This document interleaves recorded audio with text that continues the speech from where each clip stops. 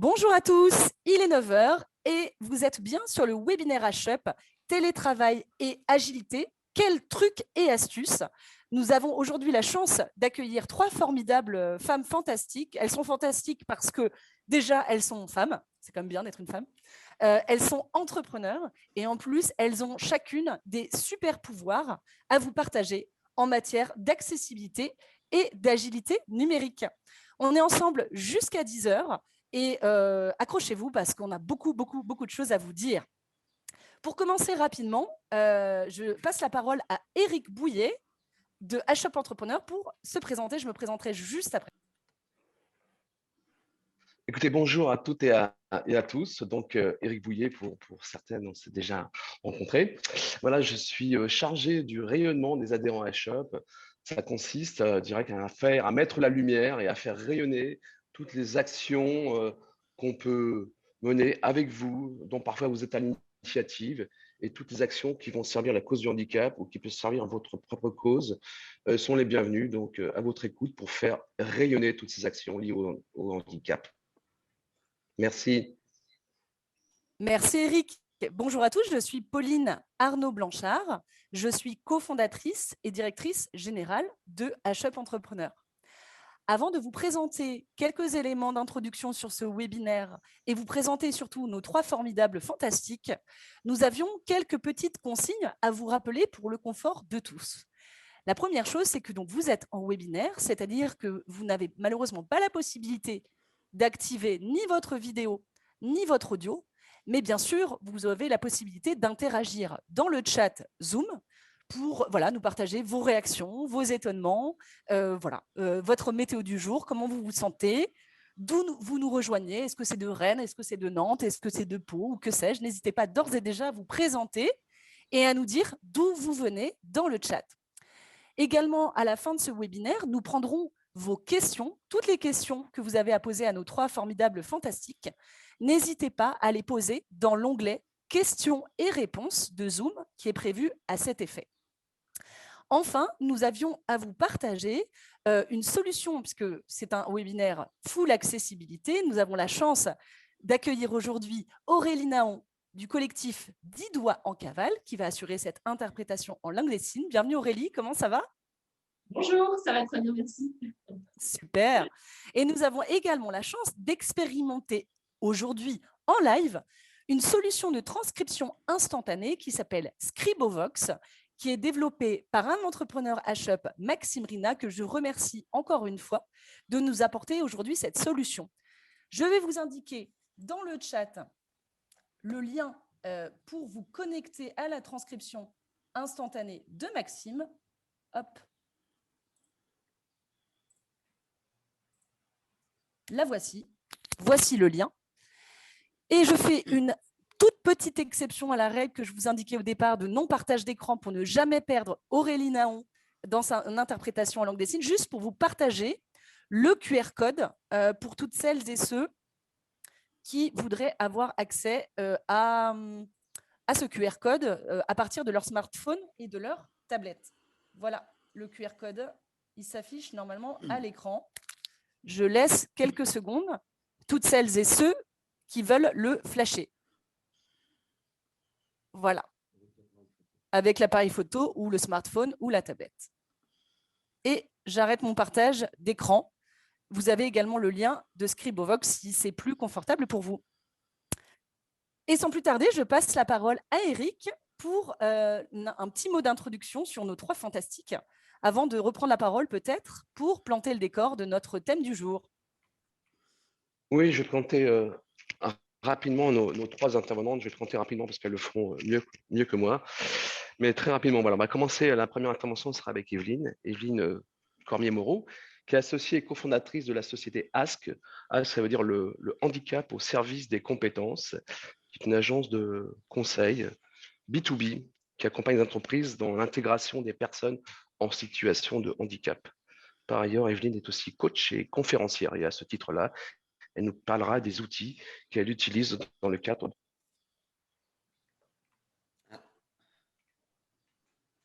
On n'entend plus Eric. Allô, allô. Ouais, vous m'entendez? Ouais, c'est bon. Ouais, vous m'entendez? C'est bon? Oui. Ouais. La deuxième intervention, ce sera Wahiba Faure, qui est fondatrice et dirigeante de Waka Conseil, qui est une structure qui propose un accompagnement sur les handicaps sensoriels auprès des entreprises, des collectivités publiques et des particuliers. Voilà. Donc, elle nous parlera également de tous les outils qu'elle utilise dans le cadre de ses activités professionnelles et parfois personnelles aussi. Et puis, dernière intervention, Camille Madjan, qui est cofondatrice d'Easymob, comme elle l'a dit, et qui est une application qui permet aux déficients visuels de se déplacer en autonomie dans les transports en commun. Voilà, résumé très rapidement. Merci Eric. Merci beaucoup. beaucoup. Je te laisse recouper ton micro. Simplement pour vous planter le décor. Télétravail et agilité numérique, quel truc et astuce? Pourquoi avoir choisi de monter ce webinaire? Évidemment, vous le savez tous, ça fait 1 an et demi que le télétravail transforme radicalement nos modes de travail, nos organisations aussi bien personnelles que professionnelles. Je pense que tout le monde est plutôt d'accord avec ce constat. Change évidemment les modes, les interactions que nous avons avec notre environnement professionnel, beaucoup de visioconférences, beaucoup de Zoom, de Google Meet, de Teams et diverses solutions de visio et donc de travail en distanciel. Et donc, du coup, côté HUP Entrepreneur, il nous semblait fondamental de refaire le point avec vous et grâce à nos expertes sur finalement les trucs et astuces qui peuvent nous faciliter ce quotidien de télétravail. Aujourd'hui, on s'en réjouit, le déconfinement s'annonce, mais évidemment, le télétravail ne va pas disparaître pour autant. Je ne crois pas demain radicalement un passage à 100% en présentiel. Donc voilà, le télétravail va rester quelque part un petit peu dans nos vies. Et du coup, la nécessité de développer notre agilité numérique en télétravail, elle est évidemment incontournable et essentielle. Pour planter aussi le décor, je voulais simplement vous partager quelques chiffres, mais rassurez-vous, il n'y en aura pas 150 au long de ce webinaire. La dernière étude AGFIP-IFOP qui a été faite en juillet 2020 nous plante quelques petits décors sur justement l'usage du télétravail perçu par les personnes handicapées. Simplement 3 chiffres à vous partager. 33% des personnes handicapées en juillet 2020 se disaient quand même motivées à retrouver leur cadre de travail habituel, c'est-à-dire hors du télétravail. 1/3 d'entre elles donc. 28% d'entre elles se disaient à l'époque soulagées de la reprise du présentiel. Alors, est-ce que c'est encore le cas là en mai 2021? Évidemment, ces chiffres seront mis à jour. Et enfin, un dernier chiffre qui, moi, personnellement, m'a frappé, 36% d'entre elles ont plutôt une opinion négative, voire très négative du télétravail, en considérant que le télétravail a un impact négatif sur leurs conditions de travail. Donc, peut-être pour planter le décor, un rapide tour de table à nos 3 intervenantes avant de rentrer dans le cœur de leurs interventions. D'abord, Evelyne, télétravail ou présentiel pour toi? Évidemment que je préfère le présentiel, il n'y a aucun souci là-dessus. Moi, ce que je trouve très bénéfique en tous les cas pour le télétravail, c'est que ça nous a permis à nous, HASC, de poursuivre notre activité sans trop de catastrophes. Et grâce à tous ces outils à distance, on a pu monter des formations, des sensibilisations, tout ça à distance avec des grosses entreprises. Et moi, alors, j'étais contre, vraiment, au départ, mais j'étais pas du tout pour. Et puis, évidemment, le temps aidant, il a fallu s'y mettre. Et donc, grâce à mes 2 associés, on a pu réaliser des choses absolument fantastiques à partir de l'ordinateur et de Zoom. Merci. Alors, ça fait un bon teasing sur ton intervention, donc ça, c'est génial. Wahiba, télétravail ou présentiel? Et comment tu as vécu les impacts du télétravail?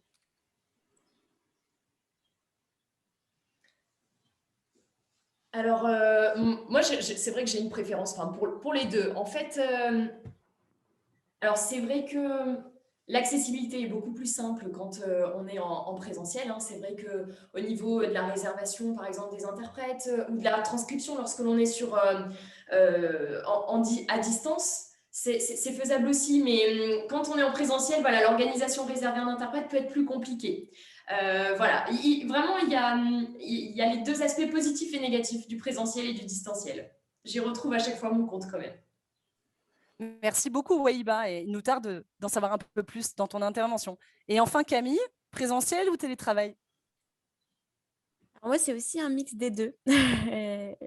J'aime bien le retour en présentiel, ça fait du bien de retrouver ses collègues et partager des petits moments pause café ou repas ensemble. Mais une préférence aussi sur 2 jours en distanciel et 3 jours en présentiel, je trouve que c'est un bon format. Voilà. Merci beaucoup. Et donc, nous sommes partis, ça y est, il est 9h10 et on tient le timing. Wouhou, sur la première intervenante du jour, notre première fantastique, Evelyne Cormier-Moreau, associée cofondatrice de la société Ask, le handicap au service des compétences. Déjà, Evelyne, bien sûr, une première question. Est-ce que tu peux te présenter et présenter ta société? Oui, bien sûr, avec plaisir. Donc, je suis donc Evelyne. Je suis non-voyante complète.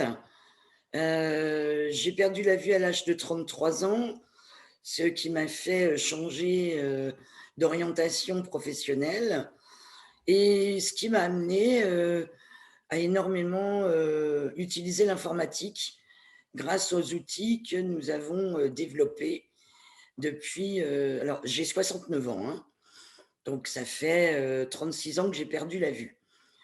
Et je suis toujours en activité donc avec HASC, je suis consultante. Nous avons créé la société en 2017, bientôt notre anniversaire, le 6 juin. Et nous sommes 3 femmes handicapées, avec chacune un handicap différent. L'une est à Marseille, l'autre est dans le 78 et moi je suis à Chartres.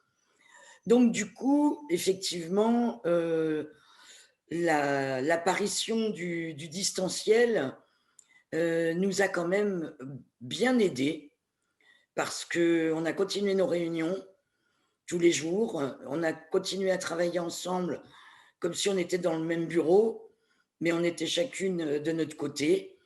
Et ça a permis de continuer, de poursuivre notre activité. Voilà, quoi d'autre? Je suis pas mal bénévole dans beaucoup d'associations. Je suis utilisatrice de chiens guides.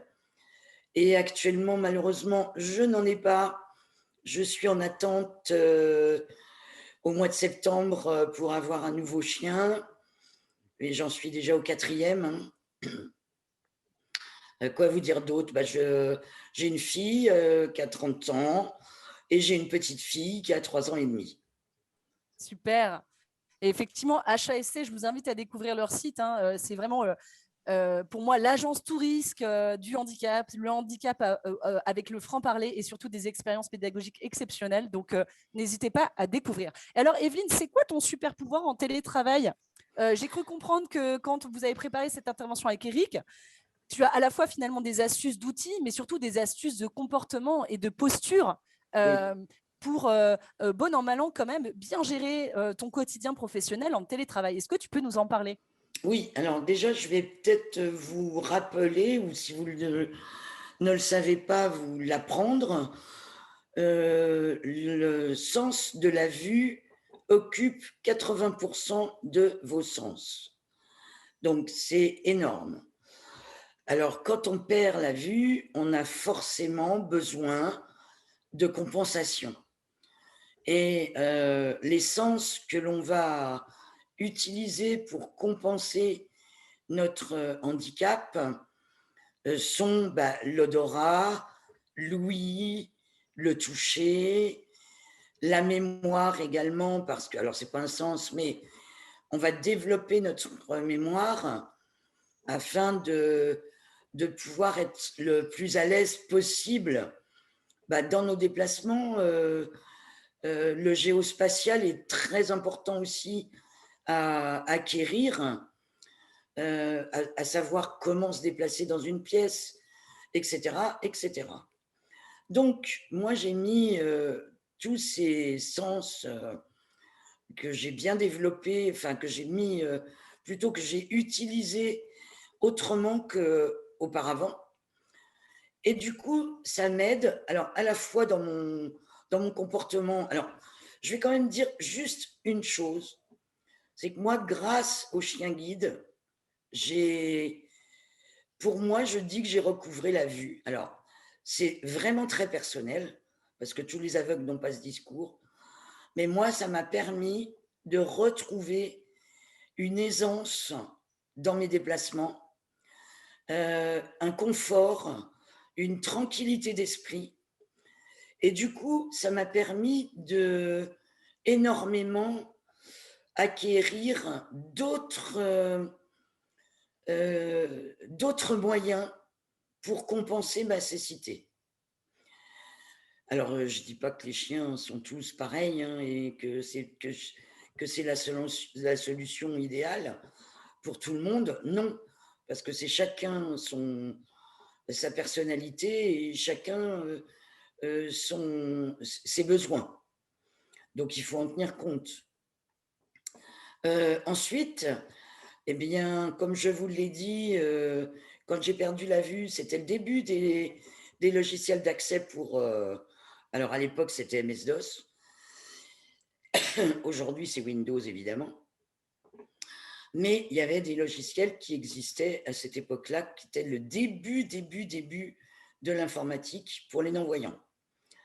Et au fur et à mesure du temps, on a développé et amélioré toutes ces applications pour qu'une personne aveugle puisse, via un logiciel d'accès qui est JAWS en particulier, parce que c'est celui qui est le plus, on va dire, compatible avec toutes les autres applications, mais surtout, c'est un outil très professionnel.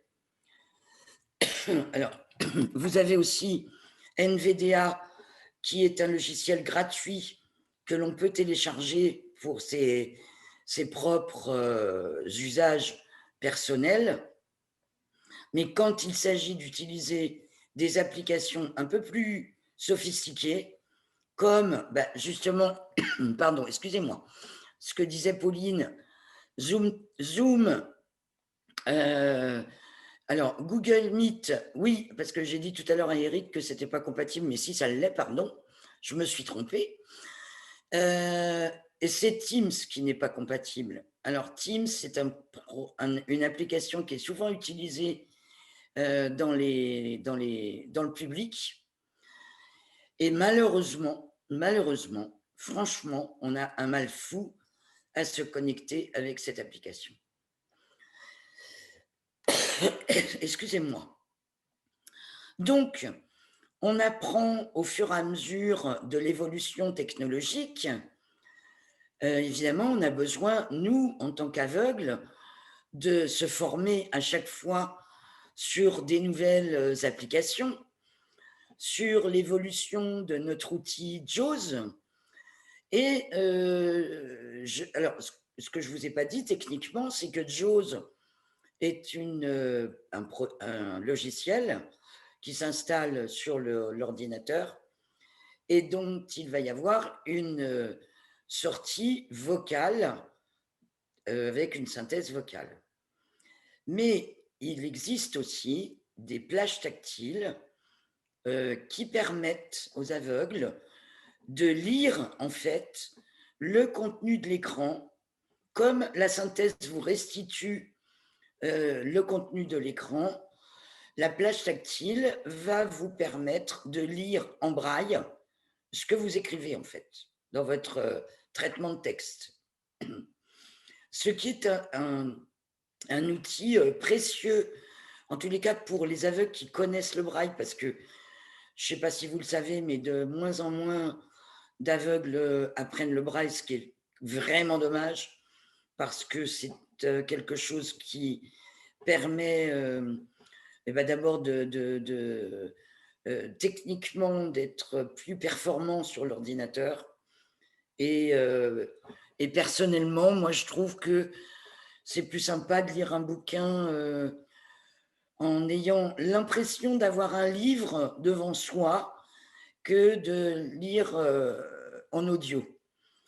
Alors, moi, je me suis faite également aux deux. pour les bonnes raisons. C'est que malheureusement, j'ai des petits soucis de santé et j'ai beaucoup de mal maintenant à lire le braille. Alors, du coup, je me suis adapté aux outils audio et à la lecture audio. En ce qui concerne Zoom, nous sommes parfaitement en mesure d'utiliser cette application. Avec JAWS, c'est parfaitement compatible. Nous pouvons à la fois conduire une réunion, passer la parole aux gens, lever la main quand on a envie de lever la main, parce qu'il y a des commandes, en fait. Excusez-moi, je suis désolée. Des commandes, des touches de raccourci, parce que bien entendu, nous n'utilisons pas la souris. Nous utilisons les touches de raccourci de l'application. Je vous donne un exemple. Pour mettre en silencieux Zoom, je vais faire Alt A et je referai Alt A pour revenir à la parole. Comme de la même façon, pour lever la main, je vais faire Alt U. Et là, les autres interlocuteurs, voyant, savent que j'ai levé la main. Donc, il y a plein d'astuces comme ça. Alors, évidemment, il faut les apprendre. Ça et où est-ce qu'on trouve, Evelyne, justement, déjà, comment tu as appris tout ça? Comment tu as appris toutes ces astuces et est-ce qu'on peut les retrouver quelque part justement pour apprendre plus vite? Oui. Parce que du coup, je comprends qu'il existe toutes les commandes clavier pour utiliser toutes les fonctionnalités de Zoom, quelles qu'elles soient. Oui, on peut les trouver sur Internet en tapant touche de raccourci de telle application, par exemple. Et ça vous donne toutes les touches de raccourci de l'application. Il n'y a pas de souci là-dessus, on peut se faire des fichiers. Alors du coup, moi je récupère le fichier et je me le colle pour pouvoir l'avoir à disposition rapidement. Et puis après, au fur et à mesure de l'utilisation, on a mémorisé les différentes commandes les plus utilisées, bien entendu. Parce que c'est comme tout, hein, tout ce qu'on n'utilise pas souvent, on n'a pas forcément de repères.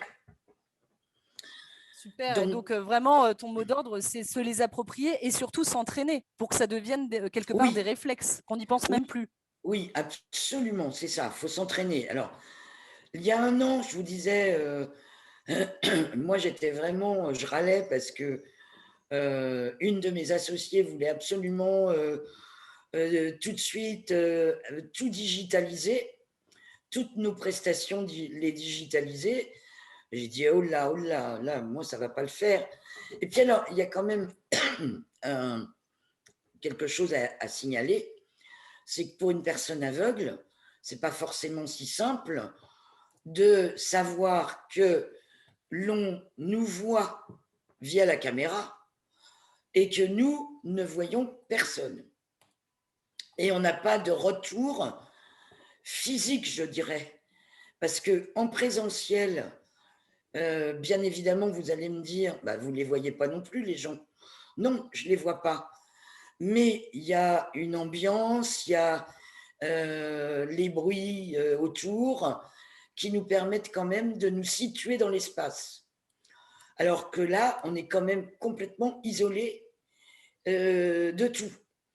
Donc, ce qui n'est pas si facile que ça, mais je me suis adaptée. Et alors, j'avoue qu'aujourd'hui, je remercie Julie et Anne-Laure parce que je suis complètement à l'aise avec le distanciel et je manipule les outils très facilement. Les filles pourraient témoigner.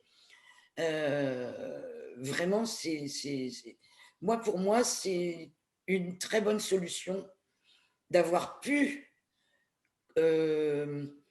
adapter les outils spécifiques aux applications standards.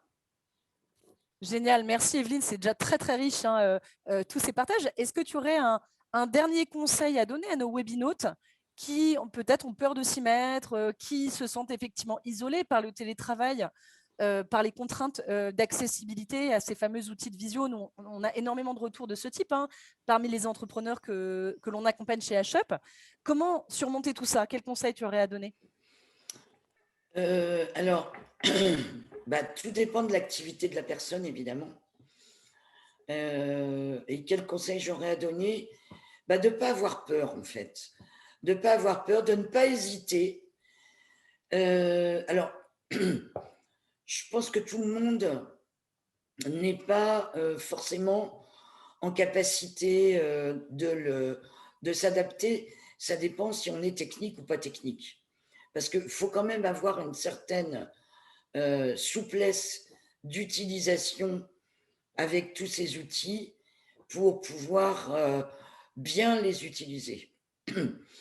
Mais moi, ce que je dirais, c'est que d'abord, je suis tout à fait ouverte à recevoir des demandes si vous avez des questions et à y répondre en tant que bénévole pour HUP. Il n'y a aucun souci là-dessus. Et puis, oui, de prendre contact avec différentes associations, structures. Je ne sais pas si vous savez, mais toutes les associations, par exemple, l'année dernière, ont fait leur assemblée générale via Zoom. Donc, il ne faut pas craindre de travailler comme ça à distance. Moi, je suis vraiment maintenant pleinement rassurée, pleinement à l'aise. Et alors, bien entendu, j'ai vraiment envie de retourner dans les entreprises parce que c'est notre but, bien sûr, et que quand on fait de la formation, en plus, c'est quand même plus intéressant et plus sympa de se retrouver dans une salle avec des gens. Mais il y a aussi alors, moi, je vais vous dire quelque chose là tout de suite.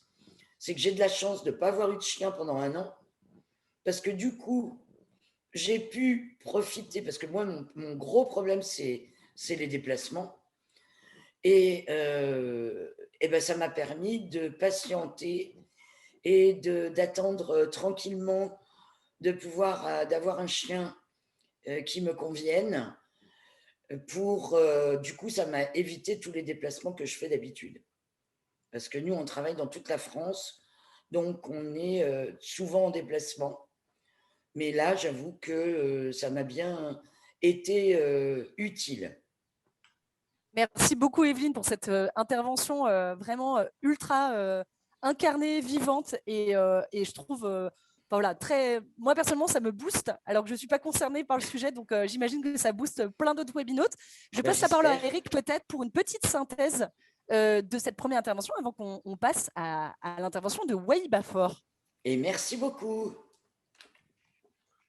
Ouais, moi, en conclusion, ce que j'ai retenu de ton intervention, Evelyne, c'est que au-delà des outils technologiques hein, qui servent la communication, il est aussi important d'être en communication par un savoir-être pour être aussi là aussi en communication et ne pas uniquement s'appuyer sur ces outils technologiques. C'est ce que j'ai retenu de ton intervention. Est-ce que je me trompe ou pas? Oui, c'est sûr, bien sûr, mais ça aussi d'ailleurs, hein, ça peut se coacher. Hein. Par exemple, quelqu'un qui souhaiterait améliorer son aisance d'un point de vue du gestuel, etc., ça peut se travailler très bien aussi. Hein. Super, merci beaucoup. Donc, n'oubliez pas le coaching. Lorsqu'on a des enjeux d'accessibilité, le coaching, c'est peut-être un levier auquel on ne pense pas, mais c'est un levier qui réellement développe l'aisance et l'agilité numérique dont nous parlons ce matin. Merci beaucoup, Evelyne. La parole maintenant est à Waybafor. Waybafor dirige la société Waka Conseil. Et du coup, une première question pour toi, Wayba. Est-ce que tu peux te présenter et présenter Waka Conseil?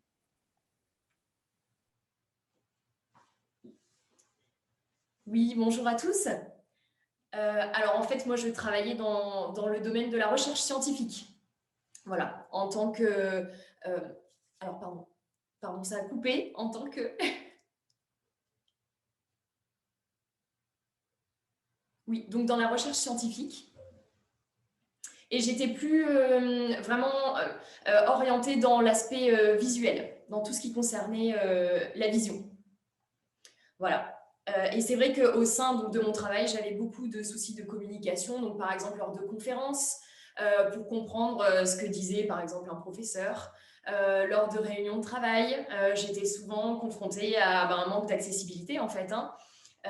Et c'est vrai qu'à l'époque, il y avait très peu d'outils apportés pour pouvoir comprendre, en fait, les échanges. Et c'est vrai que ça s'est vraiment développé. Donc déjà, les interprètes étaient de plus en plus présents. Également dans le domaine numérique, c'était quand même beaucoup plus simple à distance, par exemple, de faire appel à un interprète ou d'avoir de la transcription. Il y avait également le langage parlé complété qui existait. Donc, il y a juste une chose, c'est le frein qui est toujours présent, c'est l'aspect financier et les demandes qui peuvent être très longues, les demandes administratives pour obtenir ce type d'aide. Voilà, donc certaines personnes malentendantes ignorent qu'il y a des accessibilités auditives. Voilà, donc il y a les boucles magnétiques qui permettent, par exemple, d'équiper une salle et de nous mieux comprendre lorsque l'on est appareillé. Voilà, donc il y a souvent des problèmes d'accessibilité en termes de communication. Ensuite, donc j'ai changé vraiment de métier, de parcours. Mon parcours professionnel a changé. Je me suis vraiment orientée sur la sensibilisation, toujours dans le domaine de la communication et par rapport aux personnes sourdes et malentendantes. Voilà. Donc l'aspect surdité et l'aspect surdicécité aussi, parce qu'il y a des personnes qui peuvent être sourdes aveugles ou malvoyantes. Voilà, donc c'est vrai que je me suis penchée sur la question donc, du numérique. Hein. Il y a énormément de personnes aveugles qui utilisent donc des logiciels comme l'a présenté Evelyne. Et c'est vrai que ce serait intéressant aussi d'avoir, est-ce que si on a par exemple plus de contraste au niveau de la transcription, l'écran est noir et fait vraiment ressortir les caractères blancs, ce genre de choses. Les vêtements, par exemple, aujourd'hui, je ne me suis pas mise en noir, j'ai mis des vêtements colorés, ce genre de choses, donc qu'il faudrait éviter pour des personnes malvoyantes. Et c'est vrai qu'en termes de sensibilisation, j'interviens dans des entreprises, dans des écoles, des mairies, des collectivités. Et donc pour des personnes qui embauchent des personnes sourdes et malentendantes. Et le but, c'est vraiment d'adapter leur outil de travail, de les informer sur les moyens qu'ils ont apportés pour rendre leur poste plus accessible. Il y a également, je propose également des formations pour rendre les personnes plus autonomes. Donc, ça va être essentiellement du conseil. Merci beaucoup, Wahiba. Et justement, qu'est-ce que le télétravail a changé pour toi? Je sais que Wahiba, tu es vraiment de nature curieuse, en constant apprentissage, en découverte. Voilà, je pense que c'est aussi ton passé de scientifique qui fait que tu as une curiosité continue à découvrir de nouveaux sujets. Comment as-tu fait avec ce télétravail pour naviguer d'une conférence à l'autre, d'une réunion en ligne à l'autre, et ce, avec beaucoup de fluidité, beaucoup d'autonomie? Quel est ton super pouvoir? Alors, franchement, j'ai vraiment demandé, j'avais fait des demandes d'aménagement de poste, en fait, pour pouvoir avoir accès au relais téléphonique, notamment. Avoir accès à des réunions, pouvoir participer à des conférences, etc. Donc, j'avais fait une demande en 2020 et j'ai enfin réussi à obtenir donc, une accessibilité via le service Tadeo. Voilà, le signe de Tadeo est le même que celui du Covid, mais là, on parle bien du service Tadeo.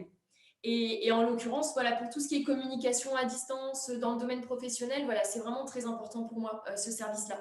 Je passe donc par un interprète qui traduit donc les échanges.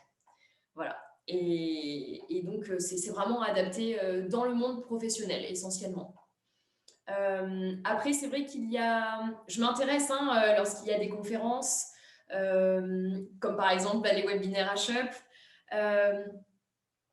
où là, il peut y avoir Tadeo, où parfois il faut les contacter à l'avance pour réserver un interprète, ou si on ne peut pas faire appel à un interprète, je passe par d'autres méthodes, en fait, d'autres outils. J'ai par exemple une application de transcription que j'utilise beaucoup. Vraiment, il y en a plusieurs, hein. Il y a Google Transcription. Je l'utilise depuis 1 ou 2 ans. Il y a également l'application Ava que j'utilise depuis un certain temps quand même. C'est lorsqu'il y a des appels. Il y a également Roger Voice, une autre application qui permet de traduire les échanges téléphoniques entre plusieurs personnes. Il y a... Alors, pardon. Il y a également WordOffice. WordOffice, l'application WordOffice qui voilà, me permet de transcrire en fait la parole à l'écrit. Et c'est vrai que lors de conférences vraiment sur différentes thématiques en fonction des horaires, etc., je suis bloquée par rapport à Tadeo. Tadeo, les horaires vraiment sont fixes, c'est 9h à 12h30 et 1h30, enfin 13h30 jusqu'à 17h30. Donc si on sort de ce cadre-là, je ne peux pas faire appel à Tadeo. Je dois donc utiliser ces autres applications que je viens de citer pour pouvoir avoir accès en fait aux conférences ou autres. Donc en général, j'informe à l'avance les organisateurs de réunions ou de conférences en demandant est-ce qu'il y a une accessibilité prévue. En général, on me répond que non. Donc à ce moment-là, moi, je leur conseille vraiment d'adapter en fait surtout la qualité du son, c'est-à-dire comme aujourd'hui, porter un casque, avoir le micro proche des lèvres pour pouvoir avoir une qualité de son la meilleure possible. Voilà, et c'est vrai que là, depuis le Covid, hein, vous savez que tout le monde porte le masque. Pour moi, c'est vraiment, ça fait partie aussi c'est un obstacle pour moi. Voilà, donc n'importe où, dès que je me déplace, en fait, c'est pas évident parce que personne ne le retire hein, en pharmacie ou autre. Donc j'utilise en fait mes applications à ce moment-là pour comprendre ce que va dire la personne et ça va le transcrire à l'écrit. Donc bien souvent, lorsque j'entre par exemple dans le bus, j'informe que je suis sourde. Voilà, on me dit non, vous inquiétez pas. Et en fait, tout est résumé. Je demande à la personne à ce qu'elle parle devant mon téléphone et j'ai lu tout le contenu de ce qu'elle a pu dire. Donc c'est vraiment parfait, c'est une accessibilité complète.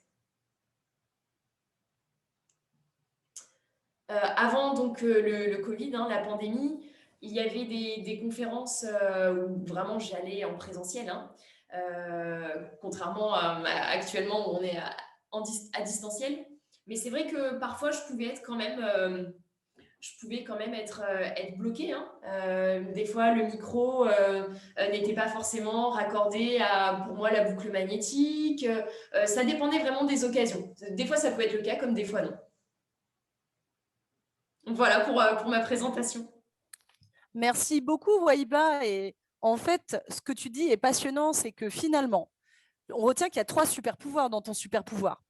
Le super pouvoir de solliciter effectivement l'aide de la GFIP pour l'aménagement des postes, ce qui permet de financer les services de Tadeo. Deuxième super pouvoir, avoir néanmoins sa propre solution autonome de transcription instantanée, les solutions que tu as évoquées, c'est-à-dire Ava, Roger Voice, Google Transcription ou WordOffice, dans le cas où les services de Tadeo ne sont pas disponibles. Et même pour sa vie quotidienne, quand je dois prendre le bus, quand je dois m'adresser à ma pharmacienne, où là, évidemment, je ne vais pas réserver un service Tadeo, a priori.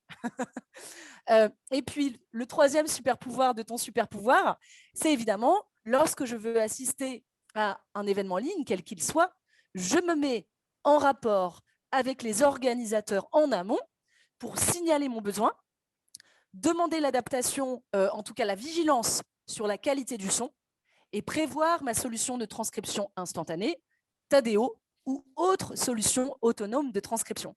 Donc, bravo, parce que c'est vraiment très, très clair, Wahiba. Et bien sûr, on signale aussi hein, la solution de transcription instantanée de Maxime Rina, qui est mise à disposition aujourd'hui, Scribovox. Est-ce que, Wahiba, justement, tu utilises Scribovox parmi toutes ces solutions et peut-être un retour d'expérience sur cette solution particulière?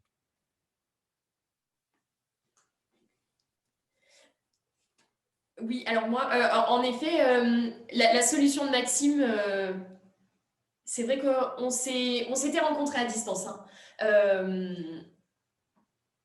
Donc, à Paris, dans le 14e, il y avait un événement d'organiser. Et c'est vrai, donc, sur le thème du handicap, hein, en 2020. Et en fait, j'avais découvert son application à ce moment-là, cette solution-là. Et suite à ça, donc voilà, je m'étais quand même renseignée. Au départ, c'était plus pour le côté. Moi, j'étais dans la recherche, donc à l'époque, il n'y avait pas forcément Internet, c'était pas toujours évident de trouver, donc j'étais plutôt dans les livres pour chercher des informations. Et c'est vrai que c'était quand même une solution où je pouvais vraiment participer et comprendre vraiment ce qui se passait en fait autour de moi. C'était complémentaire à l'interprétation donc en langue des signes. Et au mois donc de juin, donc suite à cet événement, le 18 juin, donc ça a duré voilà, toute l'après-midi, fin de journée. Vraiment, il y avait une accessibilité avec des interprètes présents et également donc la transcription avec Maxime. Donc il y a pu avoir une intervention voilà, avec une entreprise qui présentait ce système d'accessibilité-là. Donc pour moi, il y a énormément de solutions qui sont chacune spécifiques, qui font envie, qui sont complémentaires. Et vraiment, je pense qu'on a toujours le choix. Là, actuellement, on est vraiment dans un environnement où on peut choisir ce que l'on souhaite. Donc, il y a de la concurrence, mais la concurrence donne vraiment une qualité meilleure et donne vraiment à ces entreprises une envie de se développer et d'avoir un meilleur fonctionnement. Merci beaucoup, Wahiba. Ah, pardon, allez-y. C'est vrai que au niveau donc, du réseau professionnel, donc il y a LinkedIn hein, notamment.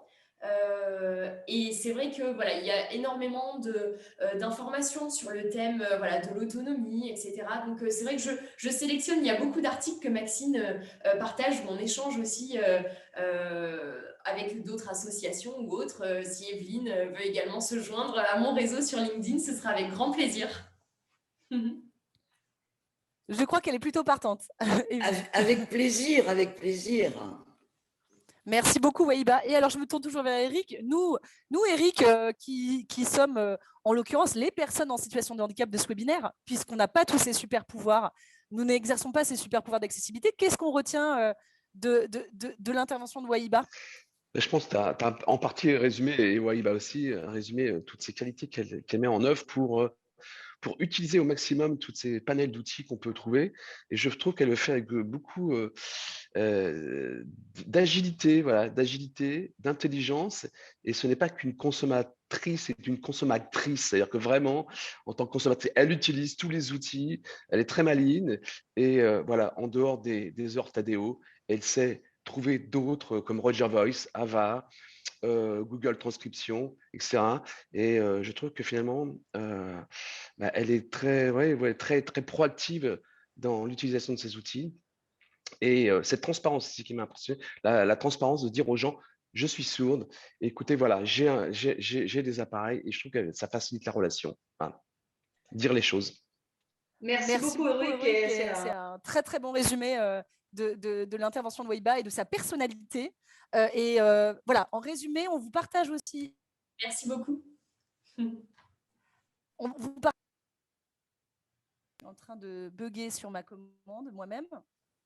Hop, je vous partage dans le chat une notice des bonnes pratiques de ces solutions autonomes de transcription instantanée qui a été réalisée grâce à l'expertise de Wahiba pour toute la communauté HUP. Donc, je vous partage ce Google Doc dans le chat où nous avons justement recensé toutes les solutions autonomes d'accessibilité en matière de transcription instantanée, les astuces, lesquelles sont gratuites, lesquelles sont payantes, ainsi de suite. Et puis une évaluation déjà de satisfaction de la part de Wahiba par rapport à ses propres usages. On aura, je pense, à compléter la notice avec Scribovox, à moins que Scribovox soit déjà dedans, je ne sais plus. Mais en tout cas, merci à Wahiba pour son intervention. Et donc, je peux dire juste un petit mot, je voudrais juste dire merci à Wahiba parce que c'est très intéressant. Et merci à HUP de partager le lien que tu nous as mis sur le chat. Avec grand plaisir, avec grand plaisir. Et donc, troisième fantastique de notre formidable matinée d'agilité numérique, Camille Maljian. Bonjour Camille, bienvenue à vous. Est-ce que vous pourriez vous présenter en quelques mots votre parcours et puis bien sûr, quelle est la genèse de la start-up EasyMob? Bonjour à tous. Donc, déjà, je suis ravie d'être parmi vous aujourd'hui. Merci à Pauline, merci à HUP. La jeunesse d'EasyMob, on peut le dire ça comme ça. Donc, EasyMob est né en fait au sein d'une école d'ingénieurs où on avait un projet technique de fin d'études où l'encadrant était chercheur et non-voyant de naissance.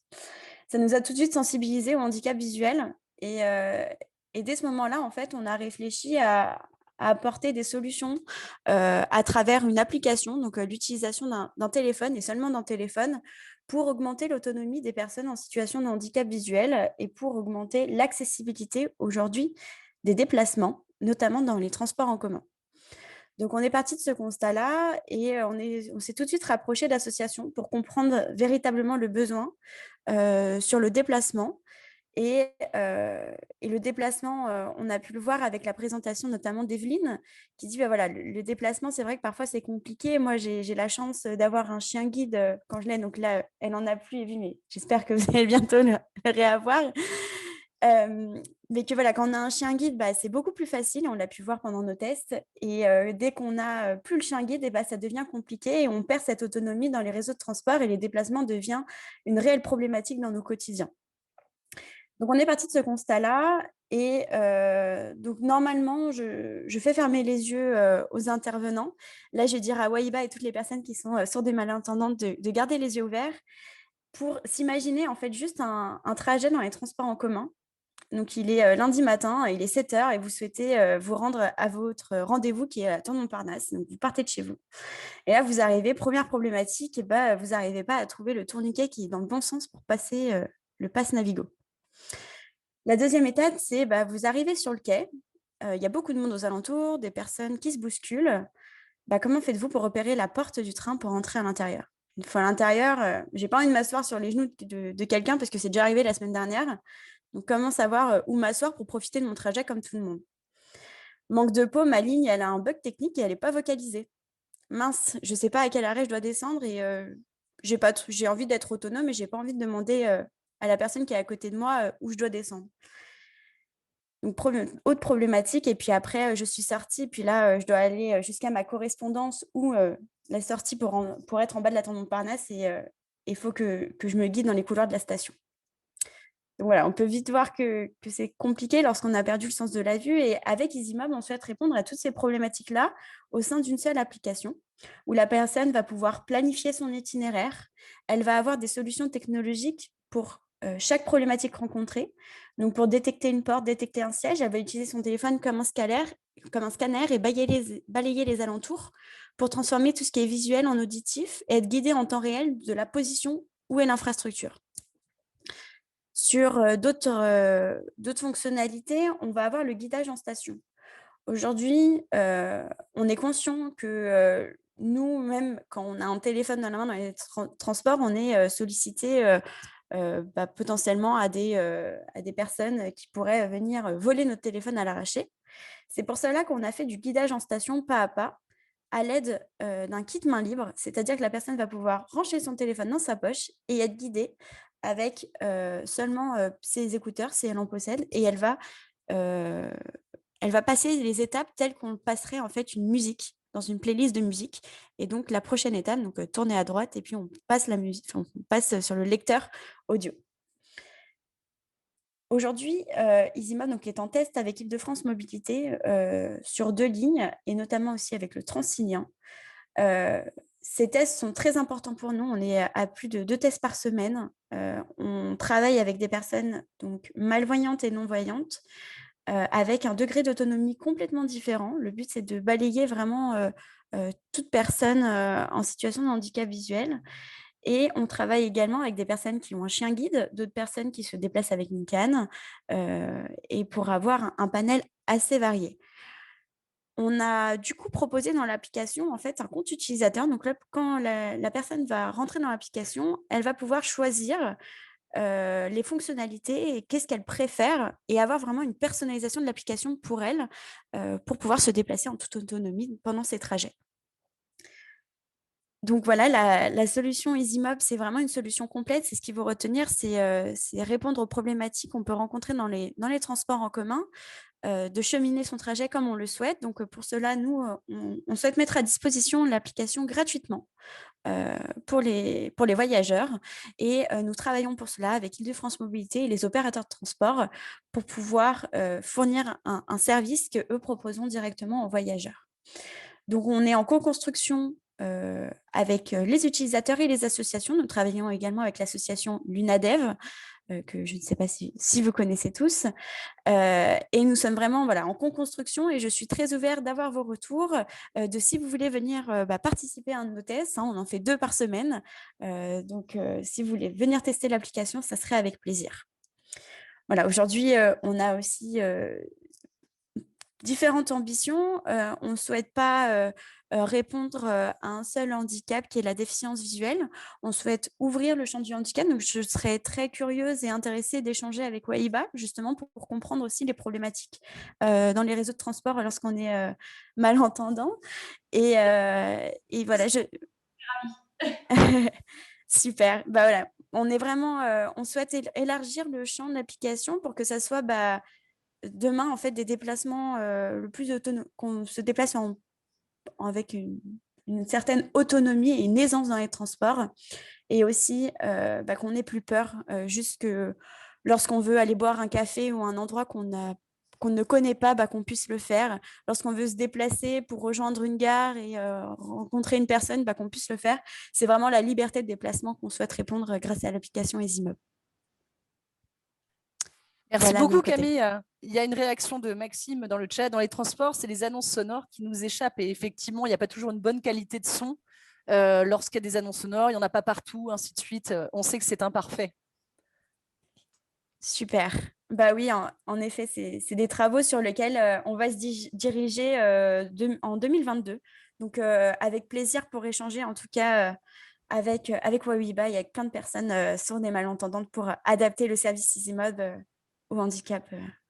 Je vous ai mis les coordonnées des immeubles dans le chat, donc n'hésitez pas à les contacter ou à nous écrire pour qu'on vous mette en relation, il n'y a aucun souci non plus.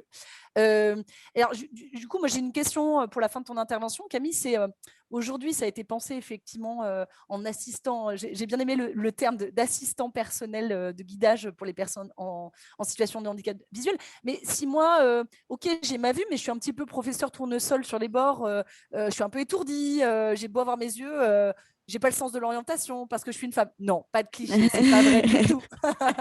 C'est pas parce qu'on est une femme qu'on n'a pas un bon sens de l'orientation, qu'on se le dise. Non, mais bref, je suis un peu professeur tournesol sur les bords et de temps en temps, j'ai pas envie d'avoir tout le temps le nez sur la carte du métro. Voilà, j'ai envie d'être dans ma rêverie et de me laisser porter. Est-ce que c'est possible aussi? Est-ce que EasyMob est ouvert à des rêveurs comme moi, rêveuses comme moi? Alors, ça va être ouvert aussi. C'est la seconde étape qu'on va faire et notamment en lien avec les Jeux Olympiques et Paralympiques. C'est aussi pour des personnes en fait qui vont être ici. Donc, par exemple, des touristes qui ont un autre alphabet. Je pense par exemple aux Chinois ou aux Japonais qui vont venir et qui du coup là on n'a pas de panneau encore en anglais. J'espère que ça va être le cas, mais c'est quand même un peu limité. Donc, le but, ça serait de proposer une application donc, pour tout le monde et pour qu'on puisse se déplacer en toute autonomie avec les informations que EasyMob guide vraiment précisément dans les transports. Donc oui, et pour la petite anecdote, mon père, qui n'est pas du tout à l'aise avec les transports, et quand il arrive sur Paris, il est complètement perdu. Et là, il me dit, mais en fait, ton application, elle pourrait tellement me servir à moi. Donc, pour dire que voilà, c'est pas... Il n'y a pas que moi qui suis professeur de sol, ça me rassure. Bon, mais merci beaucoup, Camille. Voilà. On arrive à la fin de ce webinaire, il est 9h54. On va se marquer un petit temps déjà autour des questions. J'en ai déjà noté quelques-unes, mais n'hésitez pas à nous partager dans le chat ou dans la partie questions-réponses vos questions. Alors, une première question qu'on nous a posée, c'est effectivement une question pour Wahiba. Dans quelle discipline scientifique faisiez-vous vos recherches?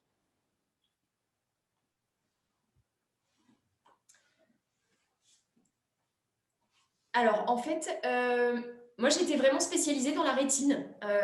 C'était vraiment mon domaine de recherche par rapport, en fait, à la perte de vue. Donc, c'était essentiellement des recherches sur cette thématique-là pour trouver des solutions pour arrêter une dégénérescence en cours. Merci Voilà. beaucoup. Une deuxième question pour toi, Wahiba.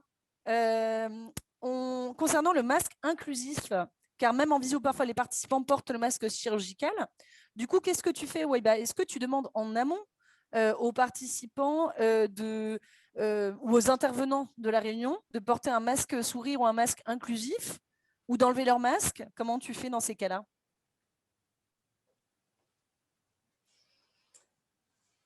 Alors, c'est vrai qu'en général, moi, j'avais demandé donc, à la GFIP de financer différents types de masques. Donc, c'est vrai que j'en ai, voilà, quand je rencontre des personnes, en général, je leur donne vraiment directement et pour qu'elles le gardent aussi. C'est vrai que le masque, c'est bien quand on communique vraiment sur une très courte durée. Et qu'on est vraiment en face à face. Mais en général, ce masque-là a tendance à bouger, il cache les lèvres et ça cache une partie des expressions du visage. Donc, c'est pas forcément très, très adapté sur la durée, quoi. Ok, merci beaucoup. Juste une autre information aussi. Par rapport à ma casquette, donc vraiment de sensibilisation à l'autonomie, au développement de l'autonomie. Voilà, j'essaye également de donner des informations de ce type-là, parce que à l'époque, il n'y en avait pas. Voilà, maintenant, on peut. Une question qui nous est posée, comment choisir entre interprétariat LSF, langue des signes française, et transcription? Comment choisir entre les deux sa solution? Donc une question, je pense, pour Wahiba. Oui, alors c'est vrai que moi, c'est un peu particulier. Dans mon cas, j'essaye d'avoir les deux, en fait. Pour moi, les deux, c'est la solution idéale. C'est vraiment, c'est très complémentaire. Après, tout dépend de la personne. La façon dont elle s'exprime aussi. Voilà, en langue des signes, il y en a qui préfèrent vraiment fonctionner qu'avec la langue des signes parce que c'est vraiment leur langue maternelle. Après, la langue des signes n'a rien à voir avec le français écrit, donc si on est plus à l'aise avec l'écrit, on préférera une transcription instantanée. Voilà, moi à l'époque, c'est vrai que je suivais des conférences avec des interprètes et la transcription. Ça me permettait vraiment d'être sûre à 100% d'avoir tout le contenu. Et c'était vraiment instantané. L'interprète était là et faisait une traduction simultanée. Et il y avait également un service donc, qui était la Vélotypie en l'occurrence, qui avait un petit peu de retard. Il y a toujours un petit décalage aussi. Donc, mais ça me permettait quand même de jongler entre les deux. Merci beaucoup. C'est vraiment mon témoignage. Après, ça peut varier en fonction des personnes, sourdes et malentendantes. Bien sûr, et c'est la règle d'or en matière d'accessibilité, c'est que ce n'est pas une solution égale tous les usagers, c'est à chacun de trouver la solution qui lui convient le mieux en fonction de ses usages et de ce qui est confortable pour lui, tout simplement. Une question, merci Wahiba. Une question, enfin, c'est la dernière de ce webinaire et on rendra l'antenne. Une question à Evelyne. Est-ce que, Evelyne, tu aurais des conseils d'outils pour permettre l'accès à un site Internet pour des personnes malvoyantes? Grande question. Alors, oui, effectivement, grande question. Il existe un logiciel qui s'appelle ZoomText, je crois qu'il fonctionne pas trop mal au niveau compatibilité avec les différentes applications.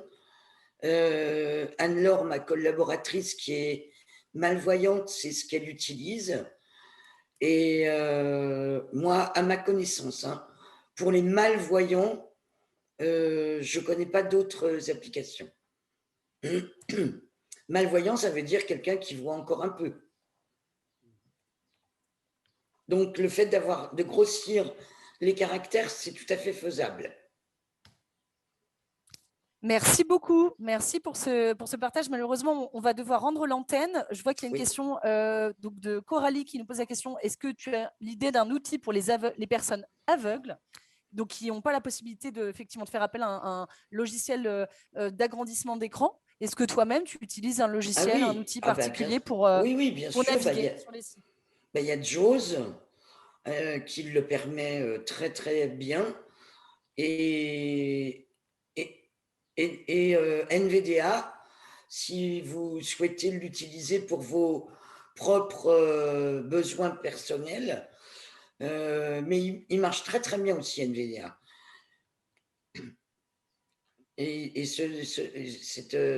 cette application NVDA est gratuite et vous pouvez la télécharger sans problème. Merci beaucoup, Evelyne. Il est 10h, c'est le moment pour nous de rendre l'antenne.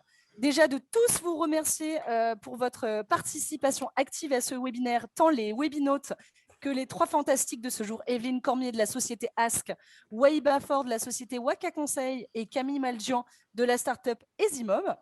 S'il vous plaît, avant de partir, faites-nous le plaisir de remplir, vous verrez, c'est très rapide, un petit questionnaire de satisfaction qui nous permet de nous améliorer en continu.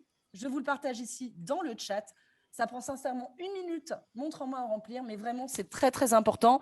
Notamment, c'est le premier webinaire du genre que l'on fait, donc ça nous permet de nous améliorer, de capitaliser sur vos retours. Donc, s'il vous plaît, prenez le temps, c'est vraiment hyper rapide. Deuxième actu à vous partager, c'est un petit Save the Date pour les adhérents HUP. Evelyne Cormier est en effet également vice-présidente d'HUP. Save the Date de l'Assemblée générale d'HUP qui aura lieu le 2 juillet dans un lieu tenu secret, mais qui, je peux vous le dire, est exceptionnel. Donc voilà, ça vaut le coup de venir en présentiel. La jauge sanitaire sera respectée, ainsi de suite. Mais venez. Le 2 juillet prochain, chers adhérents HUP, ça va être une assemblée générale du feu de Dieu, qu'on se le dise.